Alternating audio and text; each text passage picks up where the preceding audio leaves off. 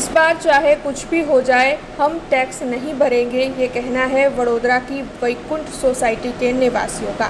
दरअसल बीते 2 माह में वडोदरा में तकरीबन 3 बार बाढ़ के हालात बनाए। 2 बार बाढ़ की स्थिति का निर्माण होते होते रह गया और एक बार तो बाढ़ आ ही गई। उसमें वडोदरा की जनता को बेहद ही नुकसान पहुंचा। वैसे कल वडोदरा में 5 इंच बारिश बरसी और वडोदरा का हर इलाका जलमग्न हो गया।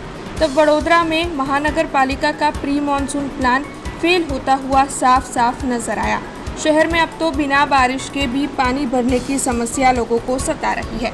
कल तो वडोदरा में बारिश बरसी, लेकिन उसके बाद रात से ही बारिश बंद थी और आज भी बारिश नहीं हो रही है। लेकिन उसके बावजूद भी वडोदरा के कई इलाकों में अब भी जल जमाव देखा जा रहा है। पूर्व इलाके की कई सोसाइटियों में अब भी पानी भरा हुआ है। वडोदरा की वैकुंठ सोसाइटी में तो बीते 4 दिनों से पानी भरा हुआ है और वहां के निवासियों को इस समस्या से बार बार जूझना पड़ता है। ऐसे में निवासियों की ओर से पालिका के खिलाफ लगातार रोष जताया जा रहा है। आ वखते हमें वैकुंठ वाला कोई पण घर वेरो भरीए नहीं, कारण के अमारा समस्याનું સમાધાન થતું જ નથી। એટલા વખતથી પાણી ભરાય છે। આ મહિનામાં 3 વખત પાણી ભરાયું, કોઈ પણ ઉકેલ આવ્યો નથી, કોઈ પણ ગટર લાઈન ખોલી નથી। અમારી પાણીમાં રેસ આજે સવારની અમે કોઈ ચા પણ નથી પીધી। ચાની વ્યવસ્થા નથી, દૂધની થેલીઓ મોકલી આપો ઘરે ઘરે। અમારે હવે બહુ નાના છોકરાઓ છે, ઘરડા માણસો છે, અમે લોકો શું કરીએ? પાણીમાં ક્યાં જઈએ? અમે અમારા લોકોને કેટલી બધી તકલીફ છે। તકલીફ દેખવા કોણ આવે? ઘરમાં કેટલું બધું નુકસાન થયું છે અમારા માટે। કોઈ પણ હિસાબે અમારા સમસ્યાનું સમાધાન કરો અને પાણી કાઢી આપો। હું વૈકુંઠનો રહેવાસી છું। વાઘોડિયા રોડ બાપોદ સોસાયટીની બાપોદ જગત નાકાની આગળ વૈકુંઠ સોસાયટી 1 હાઈવેની નજીક આવેલી છે।